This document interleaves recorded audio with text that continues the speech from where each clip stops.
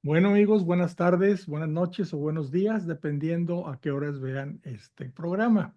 Les agradezco que se hayan conectado a todos ustedes, los que están en vivo y los que lo van a ver posteriormente ya grabado. Estamos viendo Antiguo Testamento, perdóneme, no es cierto, estamos viendo Nuevo Testamento. Este lunes nos toca Nuevo Testamento y estamos viendo el Evangelio de San Mateo. La vez pasada nos quedamos en el 20, en el 20:16. Hoy vamos a ver capítulo 20, versículo 17. Ahí vamos a continuar.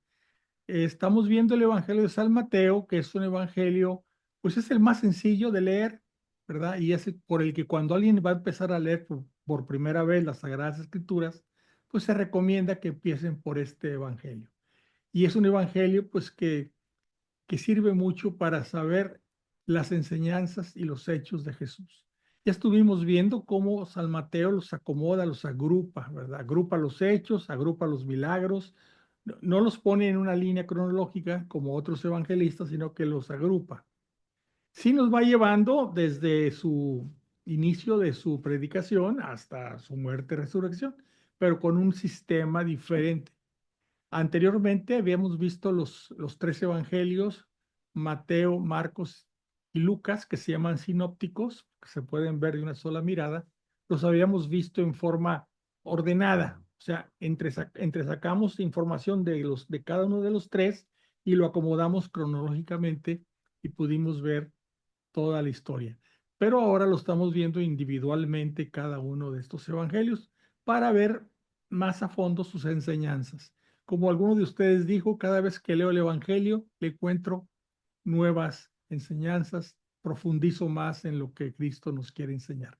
Primero vamos a pedirle al Espíritu Santo nos ilumine. Déjenme compartirles la oración del Espíritu Santo. La voy a decir en voz alta.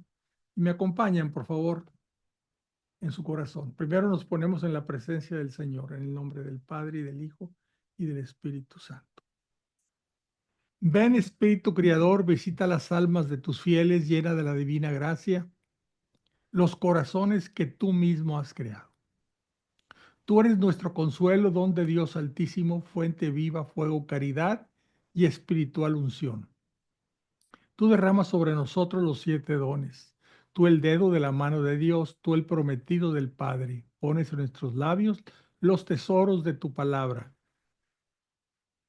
Enciende con tu luz nuestros sentidos, infunde tu amor en nuestros corazones y con tu perpetuo auxilio fortalece nuestra frágil carne. Aleja de nosotros al enemigo, danos pronto tu paz, siendo tú mismo nuestro guía, evitaremos todo lo que es nocivo. Por ti conozcamos al Padre y también al Hijo, y que en ti, que eres el Espíritu de ambos, creamos en todo tiempo. Gloria a Dios Padre y al Hijo que resucitó de entre los muertos y al Espíritu Consolador por los siglos de los siglos. Amén. Ahora permítanme, les voy a compartir el Evangelio. Aquí es donde vamos a continuar. Como usted donde dice, tercer anuncio de la pasión. Ya 2 veces anteriores Jesús le había dicho a sus apóstoles que iba a sufrir, que iba a morir y que iba a resucitar. Y los apóstoles no le entendían. ¿No le entendían? Por eso ya la tercera vez que les dice, los está preparando.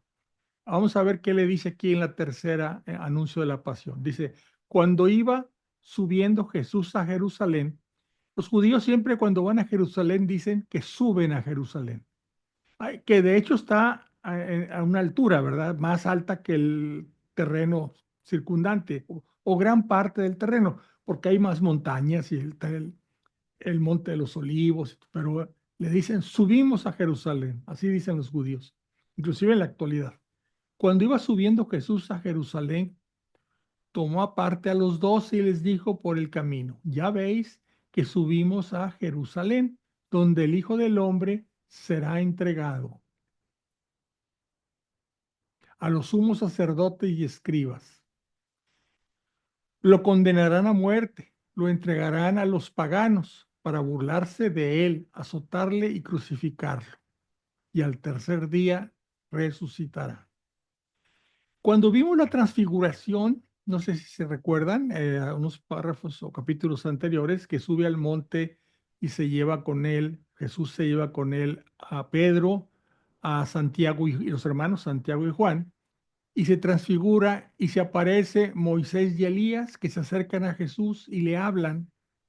Los apóstoles los ven, pero no oyen lo que le están diciendo a Jesús, Moisés y Elías. ¿Y qué le están diciendo? Esto que acabamos de leer, lo que le iba a pasar en Jerusalén. O sea, lo estaban preparando a Jesús, aunque Jesús sabía el, cuál era su misión, ahí le están dando los detalles, ¿verdad? O sea, su Padre Dios no le quiso soltar de inmediato todo eso que iba a pasar. Es muy cruel, ¿verdad? Entonces se lo fue revelando poco a poco. Y la última revelación se la da ahí en el momento de la transfiguración a través de Moisés y Elías. Y eso es lo que le dicen, que va a ser condenado por los sacerdotes, que lo van a entregar a los paganos, o sea, a los romanos. Se van a burlar de él, lo van a azotar y crucificar. Y al tercer día resucitará. Entonces se le acercó la madre de los hijos de Zebedeo con sus hijos y se postró como para pedirle algo. ¿Quiénes son los hijos de Zebedeo? Son Santiago y Juan. Santiago el mayor y Juan. O sea, la mamá no le entienden, la gente que está con él no entienden, cree que van a ser el reino de los cielos aquí en la tierra, que Jesús se va a convertir en un líder y entonces le está buscando chamba a sus hijos, le está buscando un buen puesto. Él le preguntó, ¿qué quieres? Respondió ella, manda que estos dos hijos míos se sienten en tu reino, uno a tu derecha y otro a tu izquierda. O sea, pues como sus principales, creyendo que iba a instituir un reino aquí en la tierra. Replicó Jesús, ¿no sabes lo que pedís? ¿Podéis beber la copa que yo voy a beber? Todo lo que iba a sufrir y morir. Respondieron, sí podemos. Entonces les dijo, desde luego que beberéis mi copa. O sea, van a morir mártires. Pero eso de sentarse a mi derecha y a mi izquierda no está en mis manos. Concederlo será para quien mi padre lo tenga dispuesto. O sea, ya querían acomodar a esa señora, la esposa de Zebedeo, quería acomodar a sus hijos en un futuro reino que creían que iba a ser aquí en la tierra. Al oír esto, los otros 10 envidiosos se indignaron con los dos hermanos, o sea, con Juan y con el mayor, ¿cómo se llama el mayor? Santiago el mayor. Mas Jesús los llamó y les dijo, ¿sabéis que los jefes de las naciones las dominan como señores absolutos y los grandes las oprimen con su poder? No ha de ser así entre vosotros, pues el que quiera llegar a ser grande entre vosotros, que sea vuestro servidor. Quien quiera ser el primero entre vosotros, que sea vuestro esclavo. De la misma manera que el Hijo del Hombre no ha venido a ser servido, sino a servir y dar su vida como rescate por muchos. Cuando salían de Jericó, le siguió una gran muchedumbre. En esto, dos ciegos que estaban sentados junto al camino, al enterarse que Jesús pasaba, se pusieron a gritar, Señor, ten compasión de nosotros, hijo de David. Recuerden que hijo de David porque es un nombre mesiánico que se le iba a dar al Mesías, porque decían del tronco de Jesé surgirá y un hijo de Jesé es precisamente David. Entonces el Mesías va a ser un descendiente de David, por eso le decían, Señor, ten compasión de nosotros, hijo de David. La gente les increpó para que se callaran, pero ellos gritaron más fuerte, Señor, ten compasión de nosotros, hijo de David. Entonces Jesús se detuvo, los llamó y les preguntó, ¿qué queréis que haga por vosotros? Respondieron, Señor, que se abran nuestros ojos. Movido a compasión, Jesús tocó sus ojos y al instante recobraron la vista. Ellos le siguieron. Va a entrar en Jerusalén. Es lo que sucede, lo que conmemoramos en el Domingo de Ramos, lo que viene a continuación. Cuando se aproximaron a Jerusalén y llegaron a Betfagé en el monte de los olivos, envió Jesús a dos discípulos con este encargo: ir al pueblo que tenéis enfrente y enseguida encontraréis un asna atada y un pollino con ella. Desatadlos y traédmelos. Y si alguien os pregunta algo, decid: el Señor los necesita, pero enseguida los devolverá. Esto sucedió para que se cumpliese lo dicho por el profeta: decid a la hija de Sión, mira tu rey viene a ti, manso y montado en una asna y un pollino, hijo de animal de yugo. Fueron pues los discípulos e hicieron como Jesús les había encargado. Trajeron el asna y el pollino, luego pusieron sobre ellos sus mantos, y él se sentó encima. La gente muy numerosa extendía sus mantos por el camino, otros cortaban ramas de los árboles y las tendían por el camino. Y la gente que iba delante y detrás de él gritaban: Hosana al Hijo de David, bendito el que viene en el nombre del Señor, Hosana en las alturas. Recuerden que a Jesús lo seguía una multitud muy grande, desde las multiplicaciones de los panes y los milagros que hacía, y todo lo que decía traía multitudes. De hecho, pues como estaban a una semana de celebrar la Pascua, había mucha gente en Jerusalén, y como no cabían adentro de la ciudad, acampaban afuera de las murallas. Y toda esa gente, al ver que venía, hizo esto: cortó ramas de los árboles, o sea, palmeras, vamos a pensar, y las tendían en el camino. Es lo que conmemoramos precisamente el Domingo de Ramos, que es el domingo anterior, bueno, el domingo con el que inicia más bien la Semana Santa. Al entrar él en Jerusalén, toda la ciudad se conmovió. ¿Quién es este?, se preguntaban, y la gente decía: este es el profeta Jesús de Nazaret de Galilea. Entró Jesús en el templo y echó fuera a todos los que vendían y compraban en él. Volcó las mesas de los cambistas y los puestos de los vendedores de palomas, y les dijo: está escrito, mi casa será llamada casa de oración, pero vosotros estáis haciendo de ella una cueva de bandidos. También en el templo se acercaron a él algunos ciegos y cojos, y los curó. Mas los sumos sacerdotes y los escribas, al ver los milagros que había hecho y a los niños que gritaban en el templo: Hosana al Hijo de David, se indignaron y le dijeron: ¿oís lo que dicen estos? Sí, respondió Jesús. ¿No habéis leído nunca que de la boca de los niños y de los que aún maman te preparaste alabanza? Y dejándolos salió de la ciudad camino de Betania, donde pasó la noche. O sea, él no dormía en Jerusalén. En Betania, acuérdense que están sus amigos, Lázaro, María y ¿cómo se llama? Las hermanas. ¿Me fue el nombre de la otra? Lázaro, María y...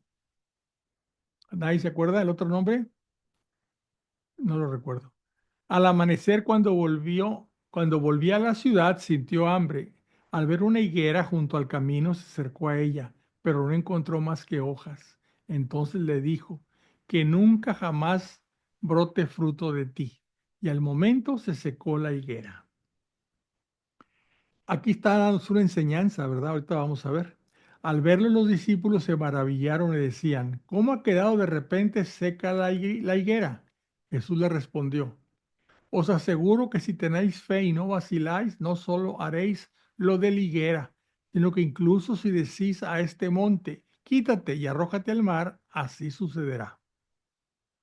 Todo cuanto pidáis con fe en la oración, lo recibiréis. Realmente aquí hay tres enseñanzas. La primera: ¿cómo está esto que seca una higuera porque no encuentra frutos? En una explicación, inclusive ahí de esos exégetas que estudian y analizan y ponen comentarios, dicen: oye, pero si en esa época, cuando entraba Jesús a Jerusalén, no era época de higos, no era la época de higos, ¿cómo entonces hace que busca un higo y como no hay, hace que se seque la higuera? Lo hacía para darnos una enseñanza, o sea, no lo hizo porque se enojó porque no había higos, quería enseñarnos algo, porque él sabía que no iba a haber higos. Él lo que quería enseñarnos es esa gente que hace mucho alboroto pero nunca da fruto. Eso es lo que quería enseñarnos. Es una higuera seca. Esa persona que hace mucho alboroto, que dice pero a la hora de la hora no hay frutos. Esa es la enseñanza. La otra es la fe. Hay que tener fe, ¿verdad? Una fe que inclusive Jesús para hacer sus milagros pide que la gente tenga fe en él. Decía en otro de los versículos anteriores que no hizo muchos milagros en esa población por la falta de fe de las gentes. O sea, Jesús puede hacer milagros, los que él quiera, aún sin que se los pidamos. Pero cuando alguien le pide algo, tiene que tener fe en él. Y no, ¿cómo pides algo si no tienes fe en que te lo va a conceder? Y también aquí lo mismo dice cuando hagamos oración. Dice, todo cuanto pidáis con fe en la oración lo recibiréis. ¿Cuándo lo vamos a recibir? No en ese instante, cuando Jesús quiera, cuando Él sabe que es para mejor beneficio nuestro. A veces nos desesperamos. Los que se van para el lado oscuro, los que se van con Satanás, una de las formas Satanás de atraerlos es que lo que le piden a Satanás se los concede de inmediato. Sí. Entonces, esas gentes que hacen ceremonias y le piden algo o se consagran al demonio y demás, una de las formas es que lo que le pidan se los va a conceder de inmediato. Que luego les va a costar eso, aparte de muertes y sufrimientos y su alma, es otra cosa. Pero ahí por lo pronto lo que piden, ahí está. Luego Él cobra. En el caso de Dios, le pedimos con fe y Él lo vamos a recibir. ¿Cómo? Como Él quiera, porque a veces lo que pedimos no es suficiente, nos va a dar algo mejor que lo que le estamos pidiendo. Pero ¿cuándo nos los va a dar? En el momento que Él considere que es mejor para nosotros. Si considera que es ahorita, ahorita. Pero si considera que es más adelante, más adelante. Ninguna oración va a quedar sin respuesta, pero en el tiempo y en la forma como más nos convenga, según Jesús. Llegó al templo y mientras enseñaba se le acercaron los sumos sacerdotes y los ancianos del pueblo que le preguntaron, ¿con qué autoridad haces esto? O sea, el de haber corrido a todos los vendedores, ¿verdad? ¿Quién te ha dado tal autoridad? Jesús le respondió, también yo os voy a preguntar una cosa. Si me contestáis a ella, yo os diré a mi vez con qué autoridad hago esto. ¿De dónde provenía el bautismo de Juan? ¿Del cielo o de los hombres? Ellos discurrían entre sí. Si decimos que es del cielo, nos dirá, entonces, ¿por qué no le creísteis? Pero si decimos que es de los hombres, tenemos miedo a la gente, pues todos tienen a Juan por profeta. Así que respondieron a Jesús, no sabemos. No se quisieron comprometer con ninguna de las respuestas. Él les replicó entonces, pues tampoco yo os digo con qué autoridad hago esto. A ver qué os parece una parábola. Un hombre tenía dos hijos. Llegándose el primero le dijo, hijo, vete hoy a trabajar en la viña. Él respondió, no quiero. Pero después se arrepintió y fue. Llegándose al segundo le dijo lo mismo. Él respondió, voy, Señor, pero no fue. ¿Cuál de los dos hizo la voluntad del Padre? El primero, le dicen. Jesús añadió, os aseguro que los publicanos y las prostitutas llegarán antes que vosotros al reino de los cielos. Porque vino Juan a vosotros por camino de justicia y no creísteis en él, mientras que los publicanos y las prostitutas creyeron en él. Vosotros ni viéndolo os arrepentisteis después para creer en él. O sea, esto es muy común, ¿verdad? Gente que dice que sí, pero a la hora no lo hace. Otros que repelando lo que tú quieras, al final lo hacen. Ellos que primero habían dicho que no, al final sí cumplieron la voluntad del Padre. Escuchad otra parábola. Había un propietario que plantó una viña, la rodeó de una cerca, cavó en ella un lagar y edificó una torre. La arrendó a unos labradores y se ausentó. Cuando llegó el tiempo de la vendimia, envió a sus siervos envió a sus siervos, a los labradores, para recibir sus frutos. Pero los labradores agarraron a los siervos y a uno lo golpearon, a otro lo mataron y a otro lo apedrearon. Envió después otros siervos, el mayor número que los primeros, pero los trataron de la misma manera. Finalmente les envió a su hijo pensando, a mi hijo lo respetarán. Pero los labradores, al ver el hijo, se dijeron entre sí, este es el heredero, vamos, matémosle y quedémosle con su herencia.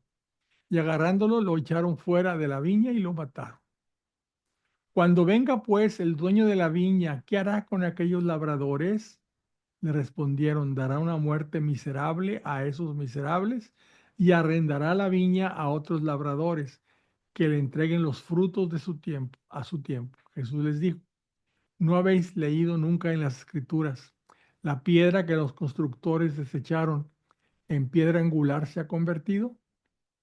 Fue el Señor quien hizo esto y es maravilloso a nuestros ojos.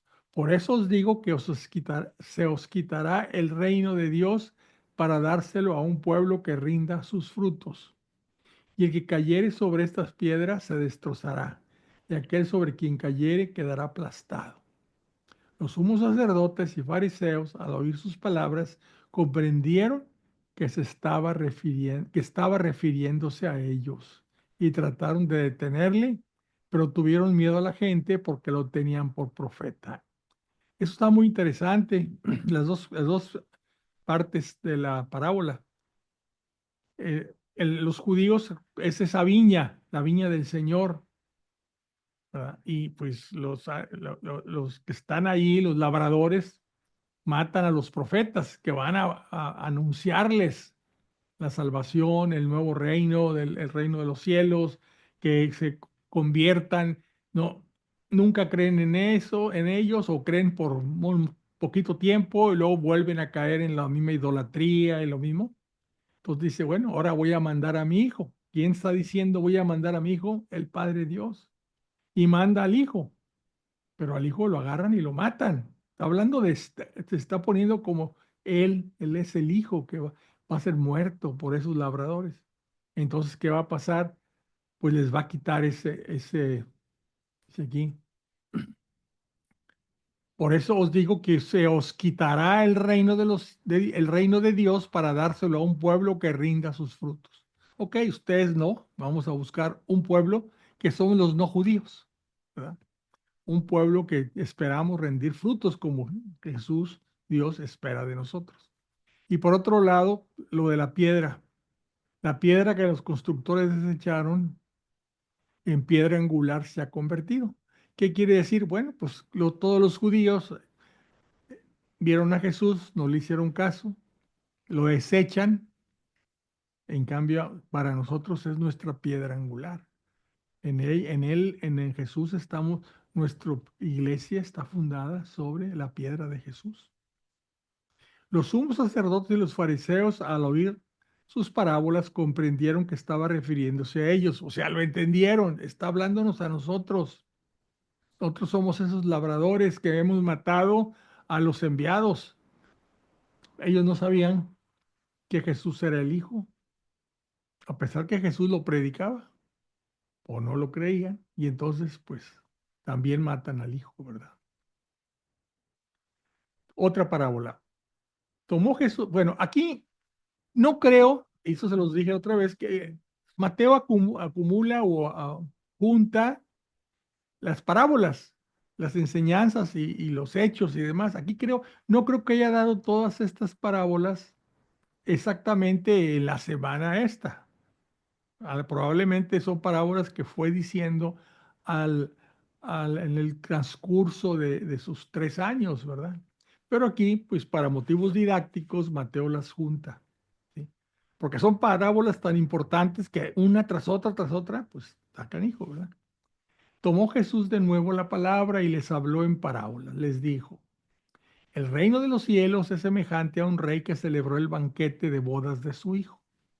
Envió a sus siervos a llamar a los invitados a la boda, pero estos no quisieron venir. Volvió a enviar otros siervos con este encargo. decid a los invitados, mirad, mi banquete está preparado. Ya han sido matados mis novillos y animales cebados, y todo está a punto. Venid a la boda. Pero ellos no hicieron caso y se fueron, el uno a su campo, el otro a su negocio, y los demás agarraron a los siervos, los escarnecieron y los mataron. Ellos iban a invitar, no, los agarran, los escarnecieron y los mataron, a esos que iban a llevar la invitación. El rey enojado envió sus tropas, dio muerte a aquellos homicidas y prendió fuego a su ciudad. Entonces dijo a sus siervos, la boda está preparada, pero los invitados no eran dignos. Id pues a los cruces de los caminos, invitad a la boda a cuantos encontréis. Los siervos salieron a los caminos, reunieron a todos los que encontraron, malos y buenos, y la sala de bodas se llenó de comensales. Cuando entró el rey a ver a los comensales, vio ahí a uno que no traía traje de boda.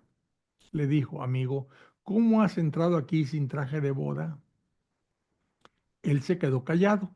Entonces el rey dijo a los sirvientes, atadlo de pies y manos y echadlo a las tinieblas de afuera. Ahí será el llanto y el rechinar de dientes, porque muchos son llamados, mas pocos escogidos. Que hay muchas enseñanzas en esta parábola, empezando por esta frasecita final, porque muchos son llamados, mas pocos los escogidos. Dios envió a su Hijo para que todo el que crea en Él se salve. O sea, no como dicen algunos, sobre todo los seguidores de las doctrinas calvinistas, de la predestinación, que hay algunos que nacen destinados a salvarse y otros nacen desde el nacimiento destinados a condenarse. Es algo terrible. ¿Por qué va a crear Dios a seres humanos, a hombres que ya están destinados o predestinados a ser condenados? No, Dios quiere que todos se salven, pero no todos se salvan, porque ¿a quién va a escoger Jesús? Dios, ¿a quién va a escoger? Pues a los que cumplan lo que Él nos ha enseñado, ¿verdad? Primero tener fe en Él, sobre todo. Entonces aquí todos son llamados, mas poco escogidos. ¿Por qué? Pues porque no han cumplido lo que Jesús nos pide. La segunda, ¿qué nos pide? Entrar a la boda, un traje. ¿Qué es la boda? Pues la boda es en el reino de los cielos, donde va a ser el banquete de bodas del Cordero. Eso lo dice el libro del Apocalipsis. Pero hay que entrar con un traje de boda. ¿Qué es ese traje? Estar en gracia. Estar en gracia. Mueres en pecado mortal sin haberte arrepentido, pues ahí te van a atar de manos y pies y te van a echar, como dice aquí, a las tinieblas de afuera. Ahí será el llanto y rechinar de dientes. Si vamos a ir al banquete en el reino de los cielos, hay que ir de, de traje de boda, la gracia, la santidad, a estar en gracia, no estar en pecado mortal y sin habernos arrepentido, no rechazar al Señor, no. Y luego aquí dice aquí que la invitación era para todos y dice, agarraron a los siervos, los escarnecieron y los mataron, a los que llevaban la invitación. ¿Quiénes llevaban la invitación? Pues en el Antiguo Testamento eran los profetas y en el Nuevo Testamento los apóstoles. ¿Y qué hicieron con los profetas y con los apóstoles? Los agarraron, los escarnecieron y los mataron. Apóstoles y los sucesores de los apóstoles, ¿verdad? Entonces aquí hay muchas cosas que lo puede uno leer 3 veces y cada vez se acuerda uno de algo que está aquí. Todos estamos invitados a la boda, dice. La boda está preparada, o sea, el reino de los cielos, pero los invitados no eran dignos. Id pues a los cruces de los caminos e invitad a la boda a cuantos encontréis. Y todos van, dice aquí, malos y buenos, pero había que estar en estado de gracia para poder estar ahí. Los malos, pues son malos que se arrepintieron y se pusieron el vestido de boda, el traje de boda. O algunos buenos, algunos malos, pero todos con su traje de boda. El que no lo traía, ese fue amarrado y echado fuera. Entonces los fariseos se fueron y celebraron consejos sobre la forma de sorprenderle en alguna palabra. Así que enviaron a sus discípulos junto con los herodianos. O sea, los herodianos eran la guardia de Herodes, a decirle, Maestro, sabemos que eres veraz y que enseñas el camino de Dios con franqueza y que no te importa de nadie, perdón, pasó algo, porque no miras la condición de las personas. Dinos pues, ¿qué te parece? ¿Es lícito pagar tributo al César o no? Mas Jesús, adivinando su malicia, dijo, hipócritas, ¿por qué me tentáis? Mostradme la moneda del tributo. Ellos le presentaron un denario. Él les preguntó, ¿de quiénes son esta imagen y la inscripción? Respondieron, del César. Entonces les dijo, pues lo del César, devolverlo al César, y lo de Dios a Dios. Al oír esto quedaron maravillados y dejándole se fueron. Una trampa que él se zafó, pero bien fácil, digo, bien inteligentemente, ¿verdad? El Espíritu Santo estaba sobre él, ¿verdad? Aquí nosotros la conocemos como dar al César lo que es del César y a Dios lo que es de Dios. Es decir, tenemos que cumplir con el César, o sea, con lo civil, ¿verdad? Nuestras autoridades civiles, etcétera.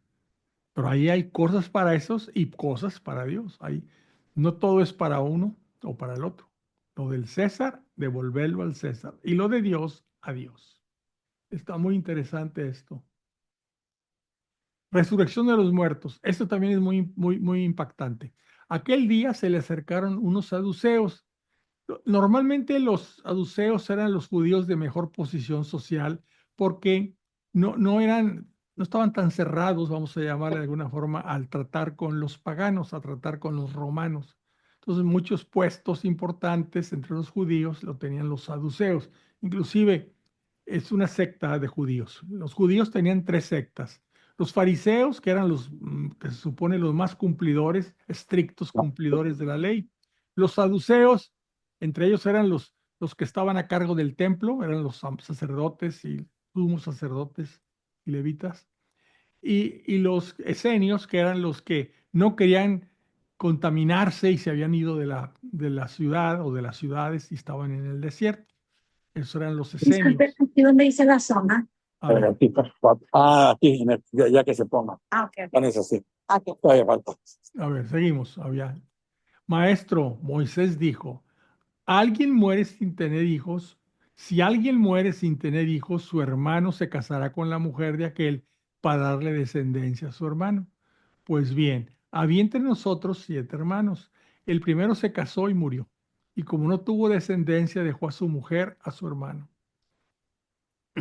Sucedió lo mismo con el segundo y con el tercero hasta los 7, todos. Después de todos murió la mujer. Entonces, en la resurrección, ¿de cuál de los 7 será mujer? Porque todos la tuvieron. Jesús le respondió, estáis en un error por no entender las escrituras ni el poder de Dios, pues en la resurrección ni ellos tomarán mujer, ni ellas marido, sino que serán como ángeles en el cielo. En cuanto a la resurrección de los muertos, ¿no habéis oído lo que dijo Dios? Yo soy el Dios de Abraham, el Dios de Isaac y el Dios de Jacob. No es un Dios de muertos, sino de vivos. Al oír esto, la gente se maravillaba de su doctrina. Los saduceos querían hacerlo caer en un error, en algo para criticarlo. No, los dejó callados. Bueno, aquí es una cosa importante. En la resurrección ni ellos tomarán mujer ni ellas marido, sino que serán como ángeles en el cielo. O sea, allá pues no es como aquí, no hay un matrimonio, ¿verdad? Por eso, como dicen en la boda, hasta que la muerte los separe, ¿verdad? Y allá son individuales. Aquí son una misma carne, marido y mujer son una misma carne. Mas los fariseos, al enterarse de que había tapado la boca a los saduceos, se reunieron en grupo. Entonces uno de ellos le preguntó con ánimo de ponerlo a prueba. Seguían, Maestro, ¿cuál es el mandamiento mayor de la ley? También querían ponerlo a prueba. Él les dijo, amarás al Señor tu Dios con todo tu corazón, con toda tu alma, con toda tu mente. Este es el mayor y el primer mandamiento. El segundo es semejante a este: amarás a tu prójimo como a ti mismo. De estos dos mandamientos pende toda la ley y los profetas. Si revisamos y analizamos los 10 mandamientos, así es. Después de amar a Dios, lo que queda es amar al prójimo, y todos los demás mandamientos son para proteger al prójimo, que no los maten, que no los roben, todo lo que se puede hacer en contra de un hombre. Entonces, el segundo es: amarás a tu prójimo como a ti mismo. Y dice también en la predicación anterior que ya leímos, decía que al reino de los cielos irán los que hagan la voluntad de su Padre Celestial. Y la voluntad del Padre Celestial son precisamente hacer obras de misericordia a favor de nuestros prójimos. O sea, toda la ley se podría resumir o está resumida por Jesús en eso: amar a Dios y luego al prójimo como a ti mismo. Estando reunidos los fariseos, les propuso Jesús esta cuestión: ¿qué pensáis acerca del Cristo? ¿De quién es hijo? Respondieron: de David. Sí, porque así decía la profecía. Díceles: pues como David, movido por el Espíritu, le llamas... Espérate, ya leí mal. Es una pregunta. Díceles: pues, ¿cómo David, movido por el Espíritu, le llama Señor cuando dice: dijo el Señor a mi Señor, siéntate a mi diestra hasta que ponga a tus enemigos debajo de tus pies? Entonces, si David le llama Señor, ¿cómo puede ser hijo suyo? ¿Sí? O sea, dijo el Señor a mi Señor. ¿De qué se está hablando aquí? ¿Quién es? Dijo el Señor. ¿Cuál Señor? Señor Dios, Jesús. A mi Señor. ¿Qué es ese Señor? El segundo Señor, pues es David, ¿verdad? Entonces, si David le llamó, o sea, este Señor es Jesús, este Señor es David. Entonces, si David le llama Señor, ellos creían que este primero era David, ¿cómo puede ser hijo suyo? Nadie fue capaz de contestarle, y desde ese día ninguno se atrevió ya a hacerle más preguntas. O sea, el que está diciendo Señor a mi Señor, este no es David, este es Jesús. Jesús, Dios, le dice a David: siéntate a mi diestra hasta que ponga a tus enemigos debajo de tus pies. Entonces Jesús se dirigió a la gente y a sus discípulos. Les dijo: en la cátedra de Moisés se han sentado los escribas y los fariseos. Haced pues y observad todo lo que os digan, pero no imitéis su conducta, porque dicen y no hacen. Atan cargas pesadas y las echan a las espaldas de la gente, pero ellos ni con el dedo quieren moverlas. Todas sus obras las hacen para ser vistos por los hombres. Ensanchan las filacterias y alargan las orlas del manto. Les gusta ocupar el primer puesto en los banquetes y los primeros asientos en las sinagogas. Que se les salude en las plazas y que la gente les llame rabí. Vosotros, en cambio, no os dejéis llamar rabí, porque uno solo es vuestro maestro, y vosotros sois todos hermanos. Ni llaméis a nadie padre. Ojo, padre con mayúscula. Ni llaméis a nadie padre vuestro en la tierra, porque uno solo es vuestro Padre en el cielo. Ni tampoco os dejéis llamar instructores, porque uno solo es vuestro instructor, el Cristo. Y el mayor entre vosotros será vuestro servidor, pues el que se ensalce será humillado, y el que se humille será ensalzado. Que hay muchas enseñanzas también. Dice, pues sí, los fariseos que se conocen la ley al dedillo y que saben lo que se debe hacer, observar lo que digan, óiganlos, pero no imiten su conducta porque son muy hipócritas, ¿sí? Una cosa es lo que dicen y otra cosa es lo que hacen. Miren, aquí donde dice: atan cargas pesadas y las echan en las espaldas de la gente. Recuerden que los judíos no se conformaron con los 10 mandamientos. Ellos, los fariseos, empezaron a escarbar las escrituras y sacar más, sobre todo lo que es el Pentateuco, que ellos llaman la ley, y empezaron a buscar y sacaron 613 mandamientos. Mandamientos que eran muy pesados de cumplir para la gente, eran 1000 cosas. Ya las hemos hablado en otras ocasiones. Entonces, esas cargas pesadas se las echan a las espaldas de la gente, pero ellos son hipócritas. Ellos ni con el dedo quieren moverlas. Todo lo que hacen es para ser visto por los hombres, o sea, son exhibicionistas. Quieren que la gente les diga rabí, que significa maestro. O sea, escuchen lo que dicen, pero no hagan lo que ellos hacen. Esa es la enseñanza que nos está dando aquí. Hay de vosotros, escribas y fariseos hipócritas, lo que les decía, que cerráis a los hombres el reino de los cielos. ¿Por qué los cerraban? Ah, porque decían ellos, si no se cumplen los 613 mandamientos, nadie se va a salvar. Vosotros ciertamente no entráis, pero además impedís el paso a los que están entrando.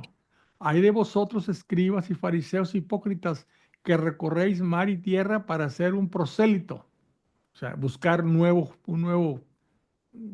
pues, un nuevo judío. Y cuando llega a hacerlo, lo hacéis hijo de condenación, el doble que vosotros. Hay de vosotros, guías ciegos, que decís, si uno jura por el santuario, eso no es nada. Mas si jura por el oro del santuario, queda obligado. Qué necios sois y qué ciegos. ¿Qué es más importante, el oro o el santuario que hace sagrado el oro? Y también, si uno jura por el altar, eso no es nada. Mas si jura por la ofrenda que está sobre él, queda obligado. ¿Qué ciegos estáis? ¿Qué es más importante, la ofrenda o el altar que hace sagrada la ofrenda? Quien jura pues por el altar, jura por él y por todo lo que está sobre él. Quien jura por el santuario, jura por él y por todo aquello que lo habita. Y quien jura por el cielo, jura por el trono de Dios y por aquel que está sentado en él. Hay de vosotros, escribas y fariseos hipócritas, que pagáis el diezmo de la menta, del aneto y del comino, y habéis descuidado lo más importante de la ley, la justicia, la misericordia y la fe. Esto es lo que había que practicar, aunque sin descuidar aquello. O sea, ok, lo que les piden hacer hay que hacerlo, pero lo más importante es la justicia, la misericordia y la fe. Guías ciegos que coláis mosquitos y os tragáis el cabello. Hay de vosotros, escribas y fariseos hipócritas, que purificáis por fuera la copa y el plato, mientras que por dentro están llenos de rapiña e intemperancia. Eso de purificar los platos y la copa era uno de los 613 mandamientos, porque si había habido ahí un alimento no se podía contaminar con el siguiente. Decían, hay alimentos que no se podían, por ejemplo, lo que era leche o que se hacían a base de leche, no se podían juntar con los otros alimentos, que era, por ejemplo, la carne. Hay de vosotros, escribas y fariseos hipócritas, pues sois semejantes a sepulcros blanqueados, que por fuera parecen hermosos, pero que por dentro están llenos de huesos de muertos y de toda inmundicia. Todo es apariencia. Así también vosotros, que por fuera parecéis justos ante los hombres, pero por dentro estáis llenos de hipocresías y de maldad. Hablando de los fariseos hipócritas, había fariseos muy cumplidores, muy correctos. Por ejemplo, San Pablo era fariseo y se gloriaba él, se alegraba de ser fariseo, dice, soy cumplidor de la ley. Hay de vosotros, escribas y fariseos hipócritas, porque edificáis los sepulcros de los profetas y adornáis los monumentos de los justos, y decís, si nosotros hubiéramos vivido en el tiempo de nuestros padres, no habríamos participado con ellos en el asesinato de los profetas. Diciendo esto, atestiguáis contra vosotros mismos, pues confirmáis que sois hijos de los que mataron a los profetas. Colmad también vosotros la medida de vuestros padres. O sea, ustedes son iguales que sus padres que mataron a los profetas. Serpientes, raza de víboras, ¿cómo vas a escapar de la condenación de la Gehenna? La Gehenna es el infierno. Por eso pienso enviaros profetas, sabios y escribas. A unos los mataréis y los crucificaréis, a otros los azotaréis en vuestras sinagogas y los perseguiréis de ciudad en ciudad, para que se os pida cuentas de toda la sangre inocente derramada sobre la tierra, desde la sangre del inocente Abel hasta la sangre de Zacarías, hijo de Barquías, a quien matasteis entre el santuario y el altar. Os aseguro que todo esto recaerá sobre esta generación. Estoy diciendo que va a mandar un castigo en esta generación. Estoy hablando de, acuérdense que la tipología, hay profecías que se cumplen de inmediato o en este tiempo que está diciéndose la profecía, y eso se vuelve a repetir, esa profecía también está hablando de algo que va a suceder en el futuro, ¿verdad? Entonces dice aquí, A ver si entendí bien. ajá, Estás hablando de este tiempo de ahorita. no, estoy La, hablando la- del tiempo en que está Jesús hablando. Dice ah, Jesús, os aseguro que todo esto recaerá sobre esta generación. ah, Esta es a los que les está hablando Jesús, a los fariseos, ¿sí? sí. Pero esto mismo va a suceder al final de los tiempos. ¿Qué va a pasar? Lo de Jerusalén, que se destruye Jerusalén. Vamos a ver qué dice. Jerusalén, Jerusalén, la que asesina a los profetas y apedrea a los que le son enviados. ¿Cuántas veces he querido reunir a tus hijos como una gallina reúne a sus pollos bajo las alas y no habéis querido? Pues bien, se os va a dejar desierta vuestra casa, hablando de Jerusalén, porque os digo que ya no me volveréis a ver hasta que digáis, bendito el que viene en nombre del Señor. Eso lo van a volver a decir cuando, en el fin de los tiempos, la segunda venida. ¿Sí? Ya habían dicho esto cuando entró a Jerusalén, en el domingo de Ramos. Ahorita está diciendo, está hablando del futuro, futuro, ¿verdad? Cuando el fin de los tiempos. Y aquí está, discurso escatológico, y aquí está más detalle, ¿verdad? Dice, salió Jesús del templo y mientras caminaba se le acercaron sus discípulos para mostrarle las construcciones del templo. Pero él les respondió, ¿veis todo esto? Pues os aseguro que no quedará aquí piedra sobre piedra, ni una que no sea derruida. Está hablando de Jerusalén. Estando luego sentado en el monte de los olivos, se acercaron a él en privado sus discípulos y le dijeron, dinos cuándo sucederá esto y cuál será el signo de tu venida y del fin del mundo. Estaban pensando que se estaba refiriendo exclusivamente la destrucción de Jerusalén al final de los tiempos y su segunda venida. Jesús le respondió, mirad que no os engañe nadie, pues vendrán muchos usurpando mi nombre y diciendo, yo soy el Cristo, y engañarán a muchos. Oiréis también hablar de guerras y rumores de guerra, pero no os alarméis. Es necesario que esto suceda, pero no es el fin, no es todavía el fin, pues se levantará nación contra nación y reino contra reino, y habrá en diversos lugares hambre y terremotos. Todo esto será el comienzo de los dolores del alumbramiento. A ver, vamos a tratar de silenciar esto.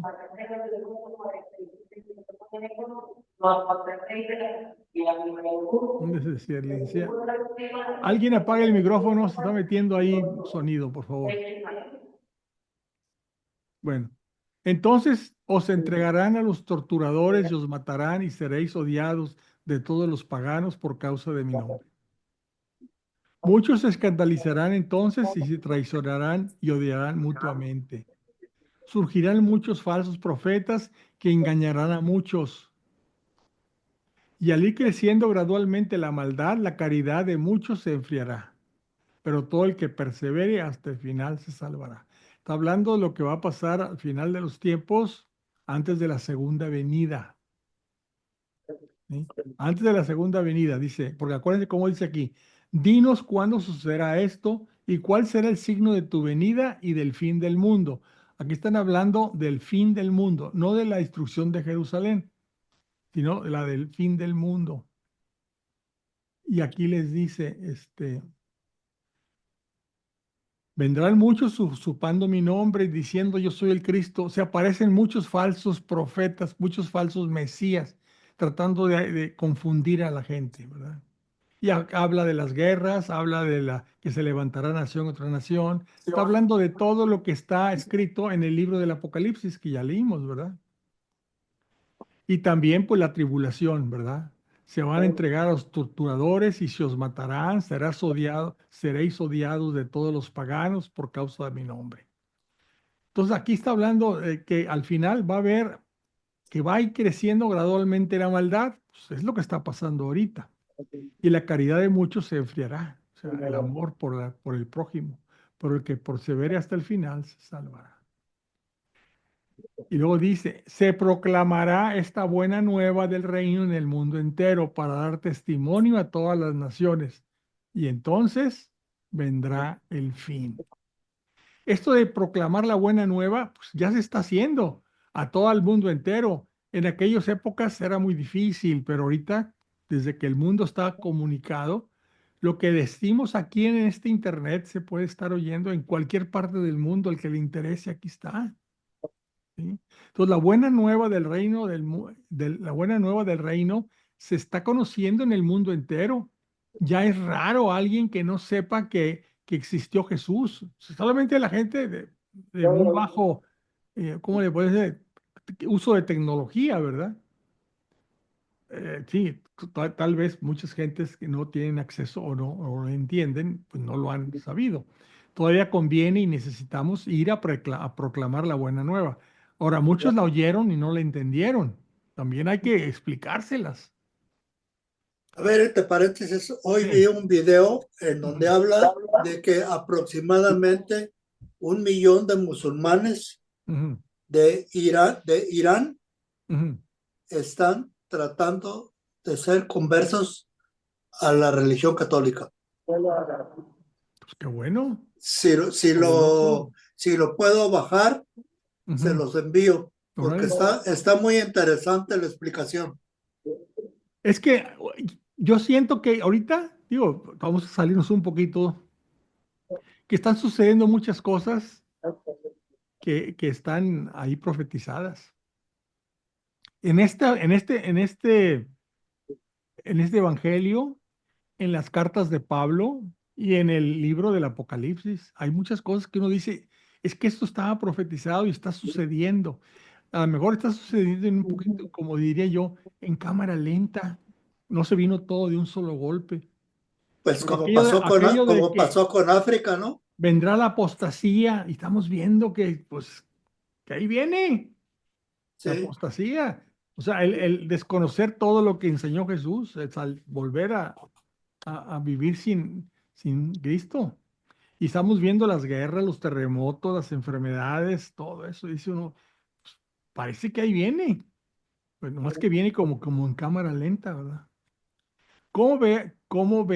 Cuando veáis pues, fíjate, está muy importante, cuando veáis pues el ídolo abominable anunciado por el profeta Daniel, erigido en el lugar santo, el que lea, que comprenda, entonces que huyan a los montes los que están en Judea. El que esté en el terrado, que no baje a recoger las cosas de su casa, y el que está en el campo, que no regrese en busca de su manto. Ay de los que estén encintas o criando en aquellos días. Orad para que vuestra huida no suceda en invierno ni en un día de sábado, porque habrá entonces una gran tribulación, como no la ha habido desde el principio del mundo hasta el presente, ni volverá a haberla. Y si aquellos días no se acortasen, no se salvaría nadie. Pero en atención a los elegidos se acortarán aquellos días. Entonces, si alguno os dice, mirad, el Cristo está aquí, ahí hay un sonido que se está metiendo, si me hicieran el favor de No apagarlo, lo puedes apagar, no, no sé dónde apagarlo, güey. A ver, no puedes apagarlo desde allá. me gustaría, pero no le entiendo dónde está eso. Pero no son ustedes, sino ustedes me estarían No, diciendo. es un iPhone. A ver, la persona que se identifica como iPhone de Sergio, por favor, la persona que se identifica como iPhone de Sergio, por favor de bloquear su Apáguelo. micrófono. Bueno, entonces si alguno os dice, Perdón, no, mirad, no sabe que estaba escuchando. ok. Mirad, el Cristo Estoy en está un aquí o aeropuerto. allá, no lo creáis, porque surgirán falsos cristos y falsos profetas que harán grandes signos y prodigios capaces de engañar, si fuera posible, a los mismos elegidos. Mirad que os los he predicho. Entonces aquí hay algunas condiciones para el fin de los tiempos. Habrá una gran tribulación. Esto lo dice también el libro del Apocalipsis, ¿sí? Y también aquello de que si los días no se acortasen, no se salvaría nadie. Entonces ahí pone límites, creo que recuerdo 3 años y medio, ¿verdad? Entonces aquí, esta profecía, el ídolo de abominación, toda esta profecía se puede atribuir a Jerusalén, que es el tipo, o al fin de los tiempos, al fin del mundo, que sería el antitipo. Porque lo mismo que dice aquí, el ídolo abominable los romanos tomaron el templo, ¿verdad? Lo destruyeron y en su lugar construyeron un templo nuevo y pusieron ahí a Júpiter. Sí, pusieron un ídolo donde había estado el lugar santísimo. Porque fíjense, aquí lo dice: cuando veáis pues el ídolo abominable anunciado por el profeta Daniel, elegido en el lugar santo, o sea, en ese lugar pusieron un ídolo, ¿verdad? Entonces dice, aquí está atribuido a Jerusalén. ¿No será Entonces, ahorita, no será ahorita la Pachamama? no, vamos a hablar ahorita de lo que pasó en Jerusalén. Entonces que huyan a los montes los que están en Judea. O sea, los que estaban en Judea, en el territorio alrededor de Jerusalén, váyanse.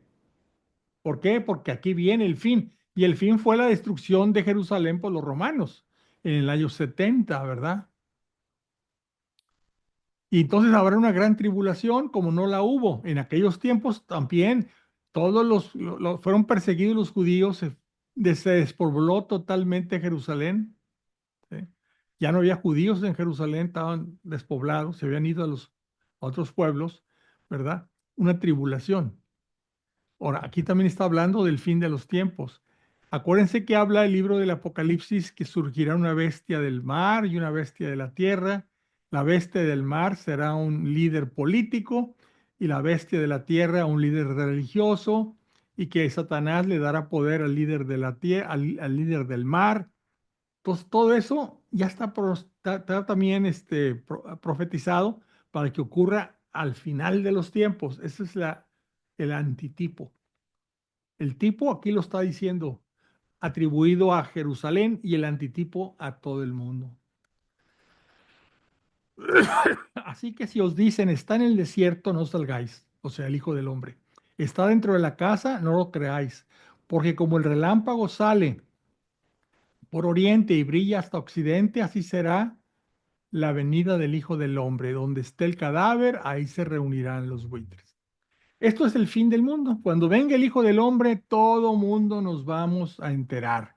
Porque algunos dicen, no recuerdo si son los testigos de Jehová, que dice que Jesús viene, pero en forma oculta, ¿verdad? Alguien dice que nacerá otra vez. No, no, no, no. Nacerá volverá a nacer. Alguien habla de que es en Israel. No, no, no, no. La venida del Hijo del Hombre será, como dice aquí, viene del reino de los cielos, viene del cielo, dice. Porque como el relámpago sale de oriente y brilla hasta occidente, así será la venida del Hijo del Hombre, visible para todo mundo. Nos vamos a enterar todos que el Hijo del Dios, que aquí dice Hijo del Hombre, que es el título mesiánico que se atribuía a Jesús, va a estar aquí con nosotros y todos nos vamos a dar cuenta. ¿Sí? Bueno, el tiempo se nos viene encima, vamos a dejarlo aquí, en el 29. Resonancia. Bueno, señores, pues yo les agradezco que se hayan conectado. ¿No hay alguna pregunta o comentario que quieran hacer? No, ahorita no. Nada. Bueno, este va a ser el último lunes que nos vamos a conectar, porque pues viene la Navidad, las vacaciones y demás. Nos veremos en enero. ¿Cuál sería el lunes adecuado en enero? Si alguien me puede decir o opinar. ¿El 6 de enero? Pues, es Día de Reyes, yo creo que no, ¿verdad? No, el 13 de enero, ¿parece? Ya, ahí. Bueno, 13 de enero. Bueno, Sin no sé qué embargo, opinan los demás. a ver, los demás, 13 de enero, Por mí está bien.